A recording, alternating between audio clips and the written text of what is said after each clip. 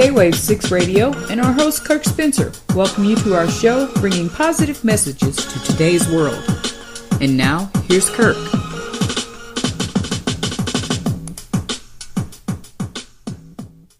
Have you ever wondered why people prefer a lie over facts?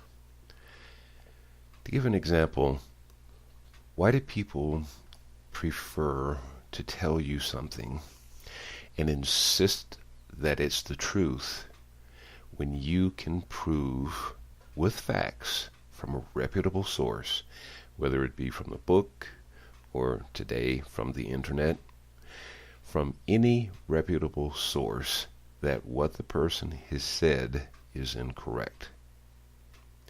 Have you ever wondered why people will hold on to something that suits them but is not based on facts? How about, have you ever wondered why people prefer prejudices? Now, there's different kind of prejudices. There's a prejudice that has nothing to do with mankind, okay?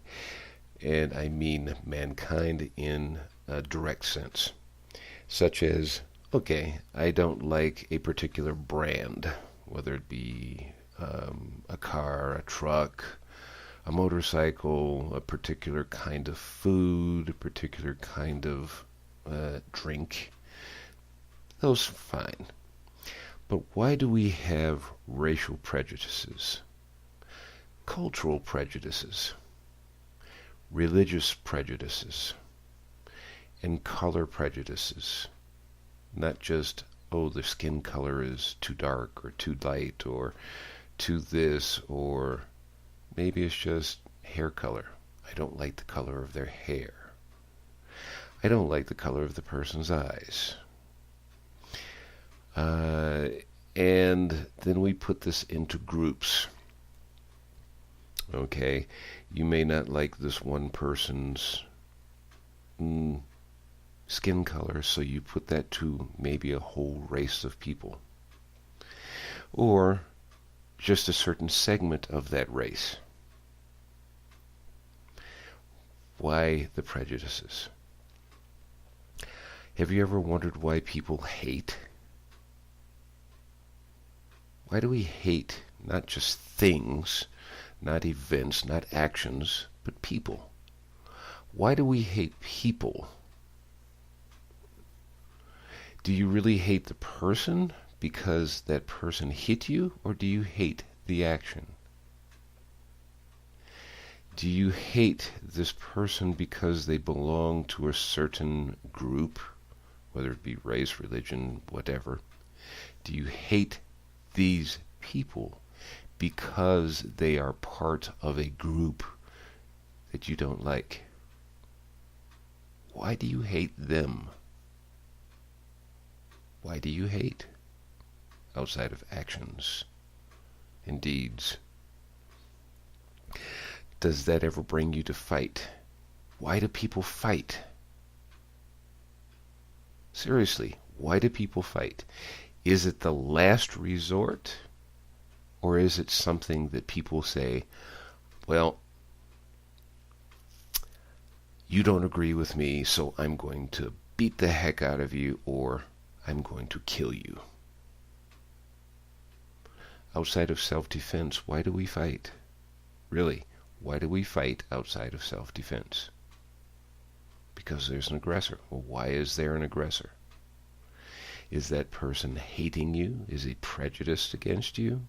Is he told a lie, or have you told a lie? Whatever. Let's take a look at a word here that a lot of us understand in what is now just going around in society as an acronym: fear. Why do people fear? What is fear? Seriously, what is fear, and why do we sometimes embrace it? Let's take a look at the dictionary. The dictionary says fear is a distressing emotion aroused by impending danger, evil, pain, etc. Whether the threat is real or imagined, the feeling or condition of being afraid.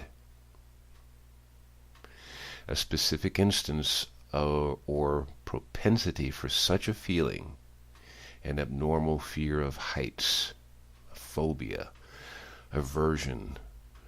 We can go on with that one. Concern or anxiety. Concern about the future. You're not too sure about it, so you're afraid of it. So you are in fear of the future. We could go on with this, but let's take a look at the word origin. The word origin for fear. Where does it come from? It is Old English, meaning danger or peril. Another source is ambush, harm, distress, deception. Another source is to try, risk, come over, go through.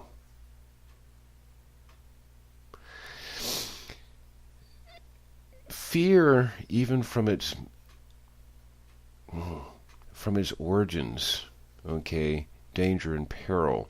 I like the other one, is risk, come over, go through. You can take that in two different ways, but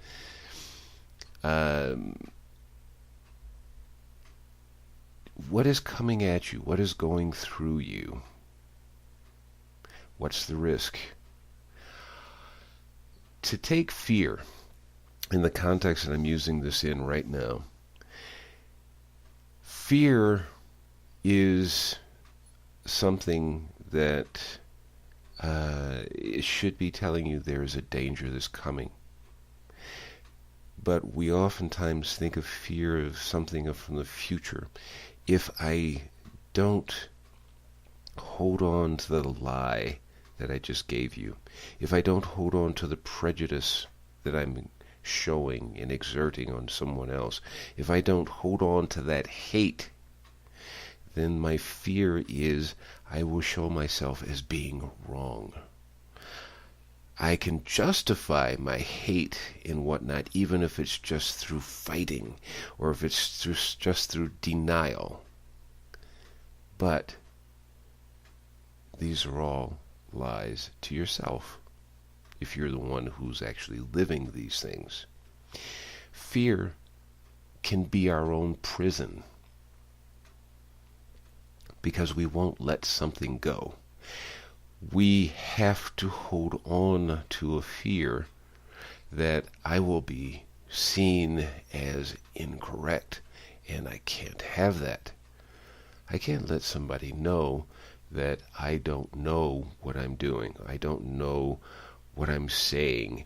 So it's either talk in circles or fight, whether it's verbal fighting or whether it's physical fighting.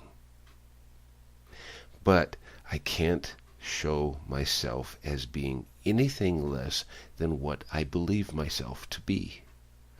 That's your prison, or that's somebody else's prison, that won't let go of the fear of being wrong. But the killing part about all of this is people want love and peace. I want love. I want peace. I want to feel it. I want to share it. But is it just for you and for those who are in your special little circle? And anybody outside of that special circle gets the lies, the prejudice, the hates. You fight against them and you're afraid of them because of your own mental prejudices.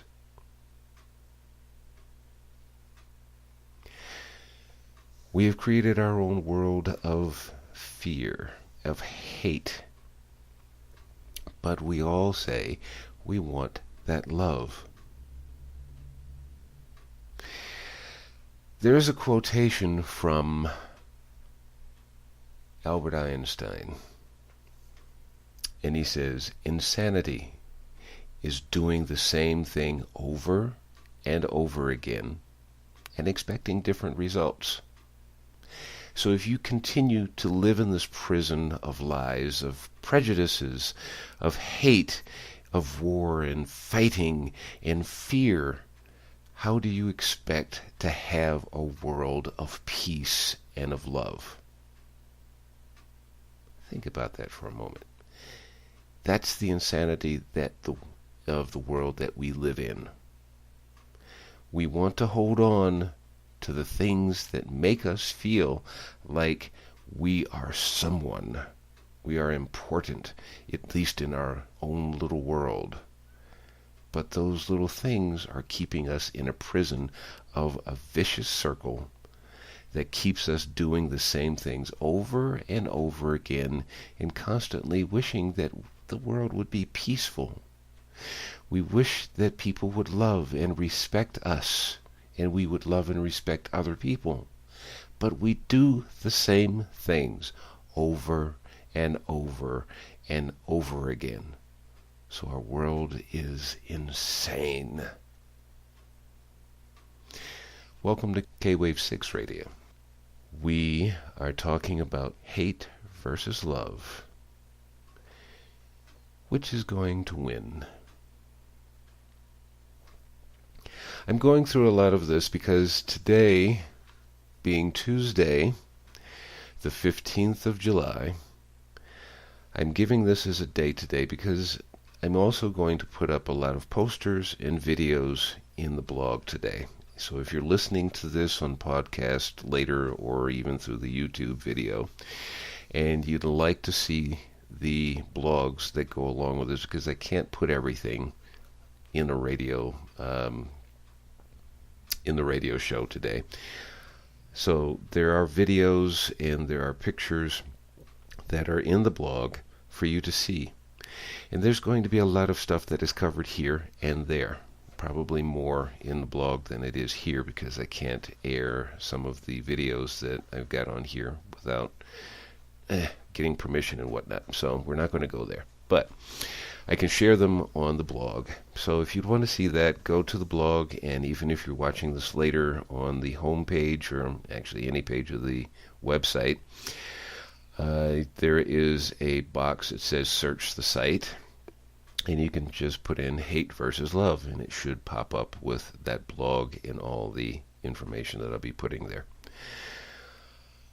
We're talking about this because right now, in the Middle East, there's a great deal of concern about fighting and who is right, and people take sides, and I'll get into some of the experiences I had just recently, just trying to take a neutral side, and the responses I got without any provocation. But we'll get into that in just a moment, so stay with us, and we'll be right back.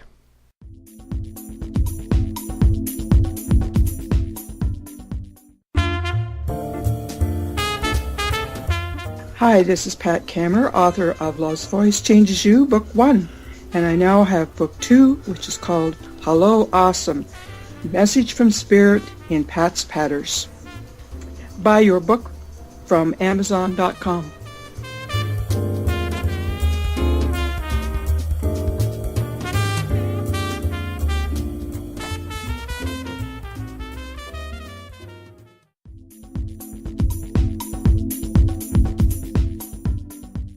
Welcome back. Today, as I was saying before the break, the title of today's, I guess you could call it a talk, is Hate versus Love, which is going to win, or which is winning. I came across this because recently, as I said before the break, it's not just about the Middle East, actually. I'm bringing this up because it just seems that we as a civilization, supposedly a civilization, we call ourselves a civilization, but we see more civilized behavior in the animal kingdom and that's including the insects, than we do in humanity. Humanity is supposed to be so much more superior than the animal kingdom, only because we can think, but we think ourselves right into our own prison, unfortunately. Animals take only what they need, even if they're carnivores. They don't kill for sport. They have fights, but it's usually territorial, and they generally do not fight to the death, generally, over territory or whatnot. On occasion, yes, but usually it's just enough to insert dominance. I am the king of this hill, if you will. I just need my space. This is my territory, whatever the case may be. But you domesticate these animals and you give them love, treat them kindly, as pet owners know. Cats and dogs, they're carnivores, but you treat them with love. You give them love, and these animals will love you in return and stay with you until death. But we do this with each other, and we can come up with all sorts of reasons why we shouldn't or can't, or whether it's a group feeling of it's us against them, or it's me against him or her or them, whatever the case may be. We seem to embrace hatred, and it's not something that's new. You go through any history book, this is something that goes on, even if you want to take it from a biblical point of view, from Cain versus Abel. Just because God said, I'm accepting Abel's sacrifice, Cain got pissed off and killed his brother. Didn't get angry at God. He got angry at his brother and killed him. Because why? God favored his, but he followed what God told him to do. This has been something that's been going on for eons. I can only imagine this could have been something that predates our written history. People hating each other, people being jealous of each other, people stealing from each other, and lying about each other, causing all sorts of problems. Why? Because humanity is so far superior to any other life on this planet that we know. If you believe that, well, okay, I guess the rest of it you don't need to listen to. However, as a child, I could not figure out, and I still have a difficult time trying to figure out why people hate. Now, I just really can't put a finger on it. I have never been able to put a finger on it. I don't hate people because of skin color, because of racial background. I'm talking about hatred now. I don't hate people. I hate their actions. And there's a difference. Now, I'm a person of mixed racial heritage. And for some people, it has been a point of confusion. What are you? You know, I'm me. And it generally has never been too much of a problem for anybody. For one example, and this is something that is just, I was going to put it on later in the show, but it just keeps coming up in my mind right now. I used to live in one of the northern states, and I don't want to say which one, only because I don't want to point out the person or who it may be. So I won't use his name and just say it is a he, so I don't have to stumble over my own words. A guy I used to work with, it was only a part-time job because I was getting ready to go and do some traveling around the country. And this was only, this is 2014. Yeah, this is about 11 years ago. And I took a part-time job while waiting for a friend of mine to finish his work, and we were going to go move to Colorado, which we never did. Anyway, I took this job, and I was working at a call center. And in this group of people was a guy. The first day I saw him, this is a white guy with a shaved head. No big deal for me. And we spoke when I came into work.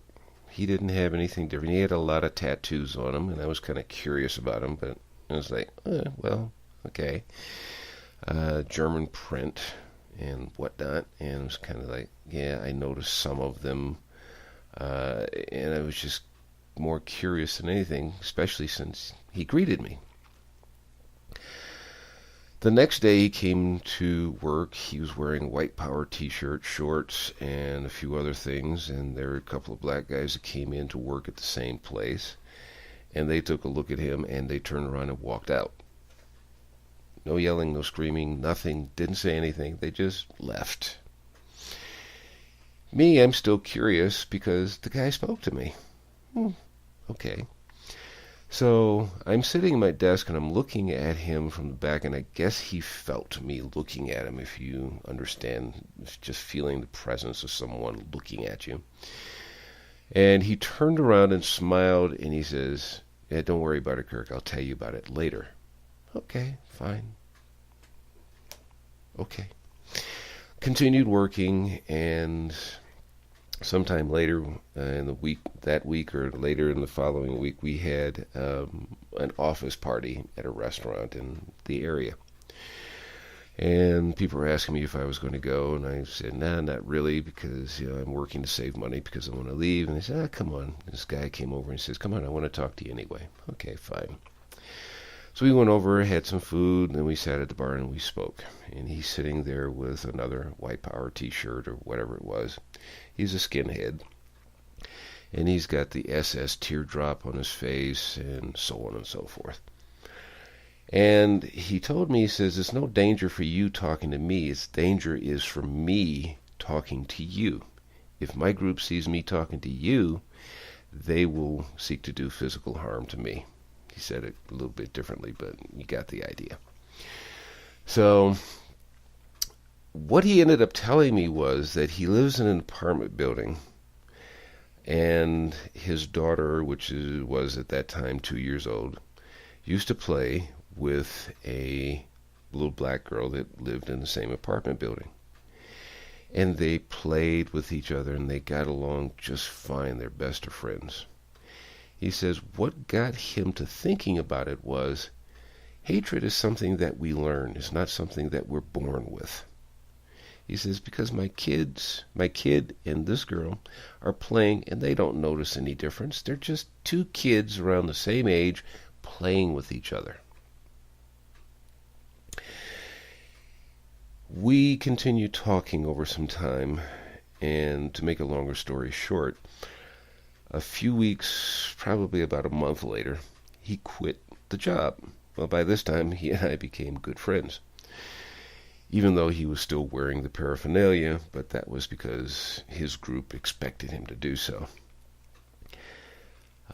He didn't show up to work for 2 days, and I was wondering what happened. So I asked one of the girls that he was always close to, just a friend, I said, whatever happened to this guy? And she told me, she says, well, he quit. What? That was my response. And she says, yeah, but he's coming in for his paycheck today, so he'll probably want to talk to you anyway. So she knew how we were getting along. So, yeah, he'll be here, so just be patient. And, yeah, if when you see him, you can talk to him, or if you don't see him, I'll tell him you're here. Fine. He came in probably 2 hours later, give or take, and he was talking to everybody else. He saw me and he says, hold on, I want to talk to you. Okay. So he comes to me after he talks to everybody else. He says, let me talk to you in the hallway. Okay, fine. Let's go out in the hallway. So we went into the hallway of the office building we were in, and he told me, he says, one of the reasons why I'm quitting, or actually the biggest reason why I'm quitting, is because I'm going into a rehab center to unlearn all this hatred that I had learned throughout my lifetime. He says, partly because you accepted me for being me. You didn't freak out. You didn't start preaching at me. You just accepted me for me, which gave me the hope of, if I put the effort forward, I can change. The other thing he said was, I don't want my child to grow up hating people, especially not because of their skin color. The end result was we shook hands. I think we did that brotherly hug that guys do. And he went on about his business. And he left. I went back to my desk, being somewhat the macho guy, going, oh, good, and thanking God that I was actually able to be an influence on somebody just by being me without trying to be preachy. And I sat there and I went back to talking on the phone.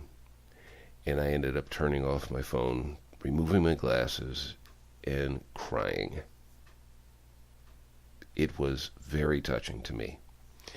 I don't mean crying out loud, but tears were definitely rolling down my face. And it was just very touching to know that someone could make their life better just by accepting the person for who and what they are at the moment and letting them know, hey, that's your expression of what you've been taught. I know it's not you, especially since you are searching on your own for, I want a better life. And hatred is so demanding. Hatred is very demanding upon the human psyche. I have to hate. Why do I have to hate? This person might be a nice person, but I have to hate them. Why do we have to hate?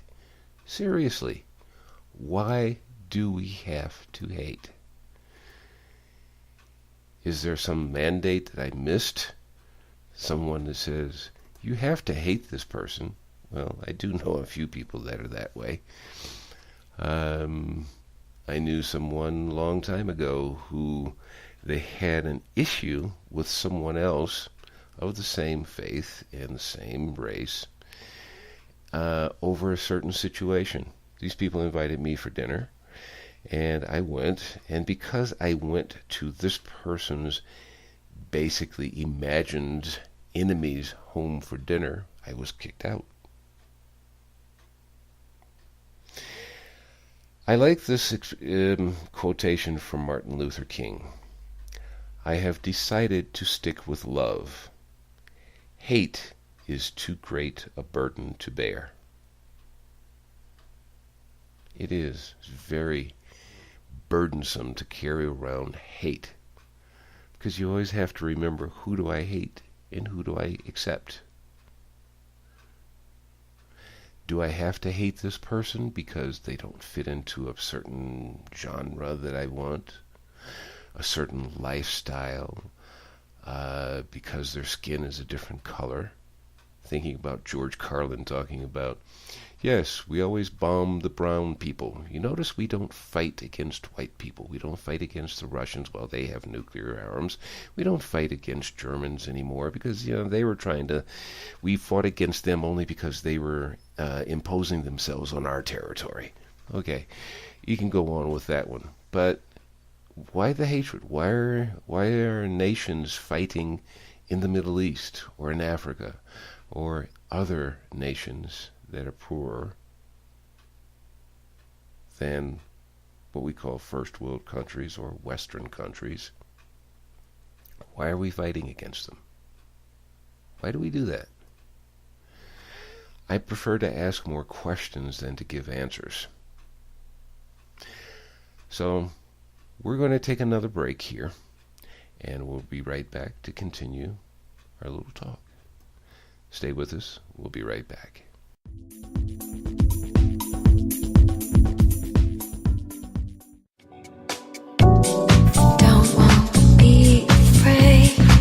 Do you need a website or a webmaster for your business or hobby? A wordsmith for a research project or for a script, an article, or even a language translator?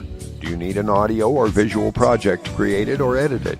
Contact K-Wave 6 Productions at www.kwave6productions.tk for all of your website, writing, and audio and visual needs. Our rates are competitive and our services are excellent. That's K-Wave 6 Productions at www.kwave6productions.tk or email us at info@kwave6productions.tk.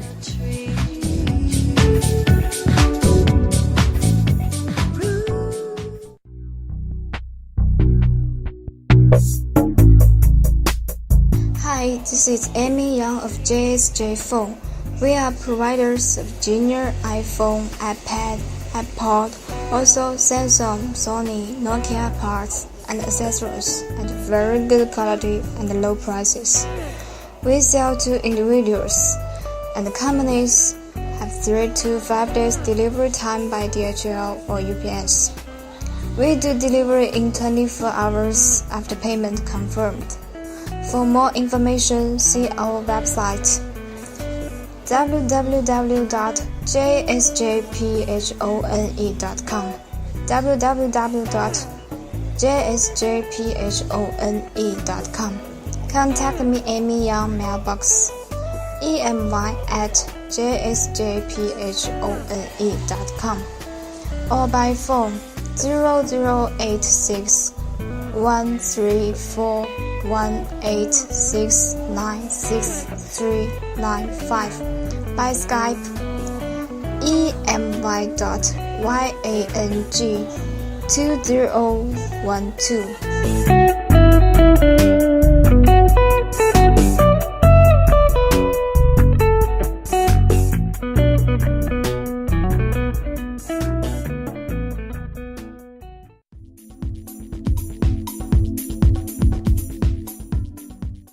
Belief can be manipulated. Only knowledge is dangerous. A source quote from an unlikely place, Frank Herbert, the author of Dune, the book which became movie and a series. Welcome back to K-Wave 6 Radio. Again, our topic today is hate versus love, which is winning. I'm not sure exactly. The reason why I brought into this quote is because we're going to get into just a little bit about what's going on in the Middle East. But this is nothing new about what's going on in the Middle East. Hatred of Judaism is nothing new. Hatred of Islam is nothing new. There's been crusades that were waged against Islam for centuries. Hatred of Jews, well, yeah, that's been going on for quite some time. And people have their prejudices, and they stick with them. There's a man I knew back in the 1980s, and at that time he was close to retirement. So I'm giving that as a reference point because he was talking about his uncle. Now, before I get into his uncle, he told me something that I found to be very interesting, only from a perspective of why do people actually think this way. He was one of the nicest guys you'd ever want to meet on the street or any place else. Very nice guy. His wife, wonderful person. I was in my late 20s at that time, and he was, like I said, close to retirement. Wonderful people, though. But he told me a story at one point that he hates Jews. And this is the, not one of the, this is the reason he hates Jews, or hated Jews. I don't know if the man is still living now. He told me this story that his uncle not him, not his father, his uncle, had worked for some Jews back in the 30s or 40s. And his father, of course, during those times needed the money, but then again, even today, we need money. Rather desperately in some cases, but at any rate, he had done some work for this Jewish man, and the man did not pay his family member, his uncle. And no matter what he did pleading for his money, he didn't get his money. Now, he did not offer any reason why this Jewish man did not pay. He just didn't pay his uncle. So from that point on, he hates Jews. That's the equivalent of anyone hating another race because one person did something wrong to you. That would be the equivalent of, or giving justification to blacks in the United States saying, well, all white men in the United States had slaves, which is not true, and they were all slave owners and they kept all of my forefathers in servitude. Not true, but on a generality, going by the same rationale that this other man used, I could justify, being a black man, that in a generality, all white people are bad. That doesn't make sense now, does it? It doesn't to me. It would be the equivalent of every white person looking at the news and going, there's a lot of blacks that get into jail. Well, that's true. There's more blacks and Hispanics in jail than there are whites. But that would be the reason to say, I've never met a black person, but they're all bad people, and I should be afraid of them. There was a show, I don't remember what it was a game show or a talk show, whatever, but you've probably seen it probably on YouTube. It was a Hawaiian guy who'd never met any blacks who says he hates blacks. Have you ever met any? No. Well, why do you hate them? Because they're always looking for a handout. Does that make sense? You've never met one, so you're just making a judgment call by who? Possibly the media? If you haven't learned that listening to the media doesn't give you the whole story, it only gives you a part of the story, that you're following the group madness blindly. There are things you need to think about, things that you need to question. When you stop questioning is when you stop thinking. And when you stop thinking, you don't reason and you accept what is being told you. Whether it's right or whether it's wrong, you believe it because you're not questioning. And if you don't question, you give your responsibility to somebody else, which I think is probably one of the biggest problems in our world today. We don't want to take responsibility for our own thoughts, for our own actions, and it's always somebody else's fault. But let's get back to the Middle East. There are people now, as always, that will take sides. Can't sit in the middle and say, I don't have a dog in this race, so I'm going to sit off to the side until I can figure out what is and what isn't. It's like when I was a child, friends of mine used to get into a fight and people used to say, aren't you going to go help? I will go help whoever I believe is the right person. If I can't figure that out, I will stop the fight when one person is starting to pummel the other person. And that's what I would do. I would stop the fight, not get into it and say, hey, this person's right, I'm going to beat you up for that person. No, stop the fight. If you can't talk about it, somebody's already lost. Stop fighting and let's talk. That's what supposedly makes us as superior beings, is we can reason our way out of something without fighting, without hatred of the person.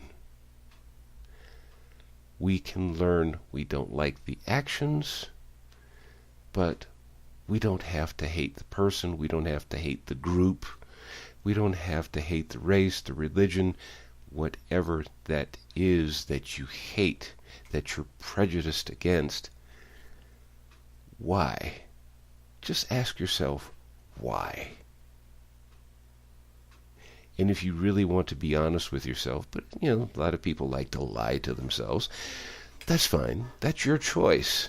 But don't ask for a better world while you're being prejudiced and hateful towards someone because of who they are instead of what they have done or have not done.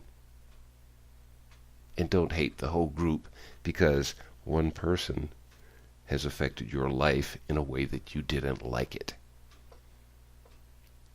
That doesn't make sense. If a friend of mine does something that upsets me, I'm going to be upset at his actions. Not him, not his wife, not his children, not his cousins, aunts, mother, father, sister, brother, whoever. I'm not going to hate or dislike he and his whole family. I will dislike his actions. Let's give an example from Facebook, which I'm seriously thinking about really getting out of Facebook because it seems like it's past its time. And there's been some articles on that recently. Just 2 days ago, I was in Facebook, and of course, because of this, these problems that are going on with ISIS and the Muslim Brotherhood and Israel and all of that that's going on, there are people that are choosing sides. And in one particular case, there was a guy that I knew. I wouldn't consider him to be a friend. And he's definitely not now because he's gone bye-bye. He's been blocked. But he posted something up there, and of course, supporting, in his case, the Palestinians. He's an atheist, and most of his friends are atheists. And the reason why I only call him an acquaintance is because for the time that he was a Facebook friend, most of his posts were usually, if not right on, it was borderline hatred for something or another, and usually for people that have religious beliefs. That's what I call a devout or a fundamental atheist. As far as I'm concerned, the dictionary says an atheist is a person that lacks a belief in God, not goes around telling everybody, there is no God. You're just a fundamentalist now. Okay. The same thing you're arguing against is what you have become. Anyhow, he posts this thing up there, and he's against Israel. No big surprise there. That's been going on for centuries. People hate Jews. And he's supporting the Palestinians, and his friends are supporting the Palestinians. But as you'll find on the blog, I have included some videos that come from, believe it or not, a doctor in Egypt who is supporting Israel. There is a doctor in the United States that was a lieutenant commander in the Navy, U.S. Navy. When he left the Navy, he worked in Washington, D.C. as a physician to most of the politicians in our current government there. And he is a moderate Muslim. And there's been a lot of issues about moderate Islam for those who are just practicing moderation. In other words, this is how I live. And if you've seen pictures of the Middle East and the Muslim countries, you will see that in some of those countries, before what we call now the radicals of Islam took over, they used to dress just like anyone else of the Western backgrounds. Women would wear skirts that were knee-length, sleeveless or short-sleeve shirts. Their face and their hair was exposed. Just looked like any other Western person. And they had buildings and everything else. They were growing culturally. And when the radical Islam came around and said, no, we don't want you to be like the Westerners, how everything changed. And this guy, in particular, getting back to this doctor, who is now, per the video, in private practice in Arizona, he started wondering about radical Islam. He says, look, I'm a Muslim, and I love Islam. Fine. If you are that and you love it, that should be a normal response to something that you believe in. I love it, but that doesn't mean I have to push it on people. So he's talking about this, and what he gets into is he started an organization to fight radical Islam, and he has come under fire from the radicals in Islam, fighting against them. This video is about an hour long, and it's going to tell you a lot about Islam. The one from the Egyptian doctor, it's only a few minutes long, but he makes his point. There are other cases and instances of showing what radical Islam is versus moderate Islam. And there are still moderate Islamic people in the world. And they're very kind, sweet, loving, the whole bit. You would love to get to know a lot of these people. So I cannot say that just because the radicals have gone haywire, that everyone in Islam is gone bananas. But we'll get more into that after this break. Stay tuned.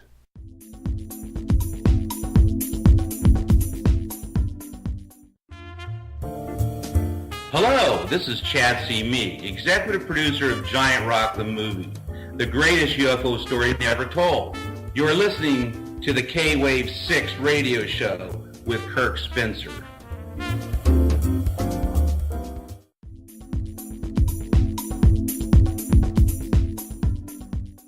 The eyes are useless when the mind is blind. Welcome back to K-Wave 6 Radio. We're continuing on in the next few minutes. We're continuing on in the next few minutes about hate versus love. Which is winning? Still not sure. As I was talking about before the break, and I got a little sidetracked on another thought, this fellow that I was telling you about from Facebook, he posted his things about supporting Palestine and how evil Israel is. So I posted these two videos in there from the two doctors, one from Egypt, one from the United States. And his reply was, I don't watch TV and I don't watch YouTube videos. Okay, TV I understand. I'm not too fond of TV. I don't watch it, especially down here in Mexico. Just not interested. I like watching movies, and YouTube I like watching for many reasons, but in this case, you can find something that has recorded someone saying something.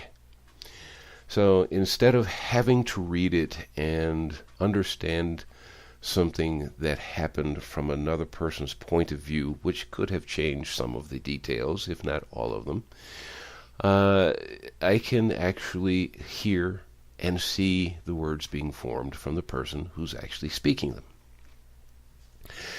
So he didn't want to read it. He didn't want to look at the video. Either one of them. Another friend of his came on and said something about wake up, and I said, it's kind of funny how people like to use that expression, wake up, like you have read everything since you don't want to look at anything, since you have read everything about the subject, you know about it all, and everybody else has to wake up to what you see, what you know. And I've always found it humorous, actually in a very sad way, that people will not ask questions to find out, well, what do you know that I don't know? Have a discussion about it. As a friend of mine puts it, this is what's going on even in the United States government. Nobody asks questions. Everybody's got an idea of what is and what should be, and nobody listens. Nobody has a discussion. Nobody wants to listen unless it's going to benefit me in the way that I think, or I want to learn something that I want to learn, usually about money. That's going to bring me to this point. Okay? So, this guy did not ask, so I said, well, okay. So this guy's response was, how would you like to have a size 14 up your derriere? Of course, he didn't say derriere. And I said, oh, you're sounding just like what you're arguing against. The Palestinians don't want to talk. All they want to do is fight. And I gave a few other examples. Any man, shut up. And the other guy started in on me. And I just said, listen, I really don't have any time to talk to someone who has an agenda to push out on me, but doesn't want to have a discussion. You want to have a discussion, I will be glad to provide my sources. Why my sources? Because I don't live there. I don't know all of what's going on right now. I have different news sources, but even the ones that I trust, how accurate are they? So I prefer to take a different step. But if you're going to argue, in this case, for the Palestinians, and you choose to ignore all of the history that goes into that, because I don't have the time to get into the history at this point, then other lands that have been conquered by other nations should give back their lands. And we can start with United States and Canada. Why do I say those two? Because they came in, the Europeans came to a land that was already occupied by other people, and even though the natives of the land at that time welcomed them to the land and said, hey, I'll teach you how to live here. This is how we live. This is how we sustain ourselves and the land, by taking only by what we need, not taking everything from the land, stripping it bare, and then wondering, why do we have climate change? It's not all of why we have climate change, but it's a part of it. Why do we have nasty air? Why do we have nasty water? Why do we have anything that's not pure? Well, without digressing any further, do you know about this papal edict, if you will, called the Bull Romanus Pontifex? Pontifex. The Bull, B-U-L-L, Romanus, R-O-M-A-N-U-S, Pontifex, P-O-N-T-I-F-E-X. This was a document that was given to King Alfonso V of Portugal in 1452. And since it's a short paragraph, I'll read this to you. When Christopher Columbus first set on the white sands of the first island he settled, because I can't say that word without trying to syllableize it right now, he performed a ceremony to take possession of the land for the King and Queen of Spain, acting under the international laws of Western Christendom. Although the story of Columbus's discovery has taken on mythological proportions in most of the Western world, few people are aware that his act of possession was based on a religious doctrine known in history as the doctrine of discovery. Even fewer people realize that today, 5 centuries later, the United States government still uses this archaic, and he puts Judeo-Christian, it's actually just Christian doctrine, to deny the rights of Native American Indians. And I'll just read the first part of the second paragraph. It says, to understand the connection between Christendom's principle of discovery and the laws of the United States, we need to begin with the examining a papal document issued 40 years before Columbus's historic voyage.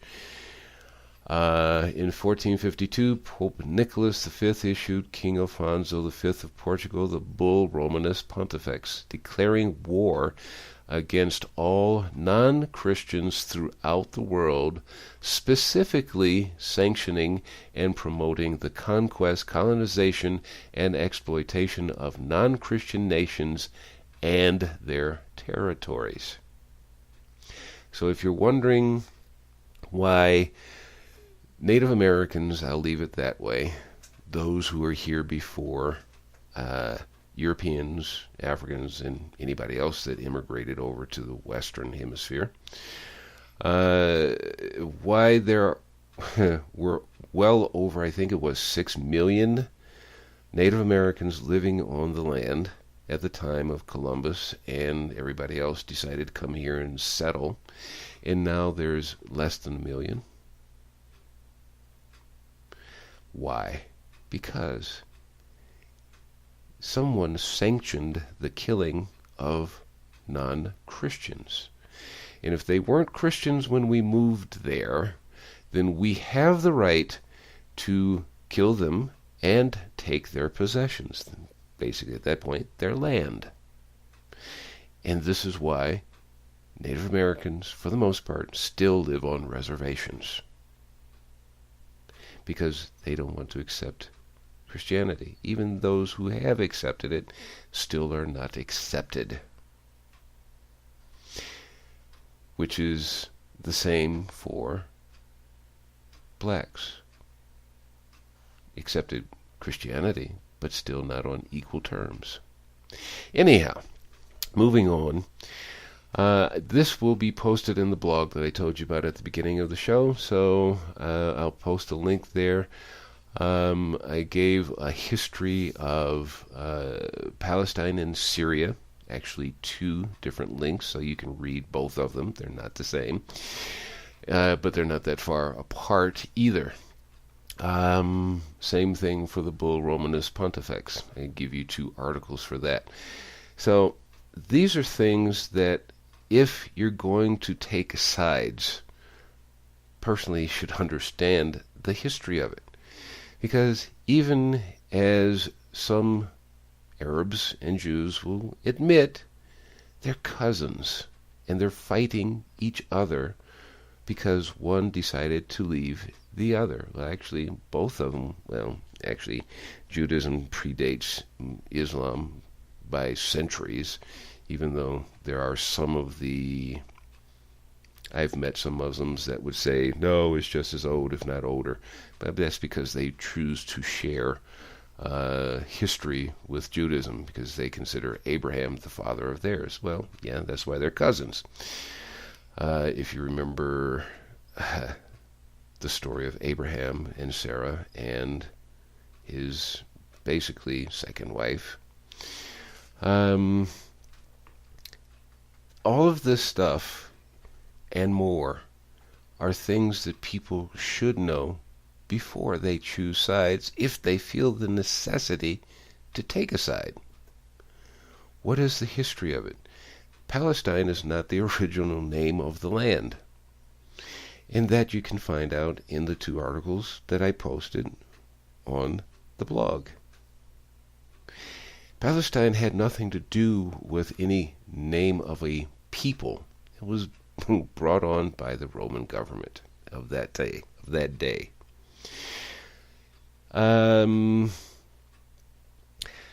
Everybody talks about Israel and the land grab. Well, there has always been a Jewish presence. There's always been a Jewish presence in Israel. Just because there was a diaspora, which means they moved into just about any other country, including the United States, Canada, and even parts of Asia. That doesn't mean that there wasn't a presence in Israel. There was always a presence there. And after the Second World War, actually before the Second World War, there was a return to Jerusalem, or to Israel. And there were 2 riots started by Islam back then. And it was all based on rumors that they had spread amongst their own people. And, this is documented also. You can find this just about any place, especially on the internet. And, well, I don't want to go any further with this because it's just going to be a point of choosing a side, and that's not the point of this discussion here. The point of the discussion is if you're going to hate someone, please answer yourself to why. If you're prejudiced against someone, why? Is it justifiable? Can you actually say, I dislike this person, I hate this person because, they're Jewish, or they're Palestinian, or they're Muslim? And no, it may be, if you're trying to use your eyes, it's hard to differentiate between a moderate Muslim and a radical Muslim. But not every Muslim is radical. Not every one of them wants to fight or take over the country, which is something that's hitting into the news a lot these days, especially in Europe, where the radical Muslims over there are going around with signs of you will become Islam or you will die, behead anybody who insults Islam, so on and so forth. And speaking of that, even if your religion says, I am a religion of peace, I don't care if you're talking about Islam or not, if you're a Christian or whatever, and you're doing things that hurt another person, and you talk about love, you want to talk about a world of peace, you want to have something that's better, but you're perpetuating the hate, the prejudice, the fear, and all of those negativities, you're going to continue living in your prison. It is your prison, it's not mine. I choose not to go that way. I'm going to bring this to a close pretty soon, and I'm going to start with this one quote. When you allow the wrong people in your house, stuff will come up missing, like joy, peace, love, hope, faith.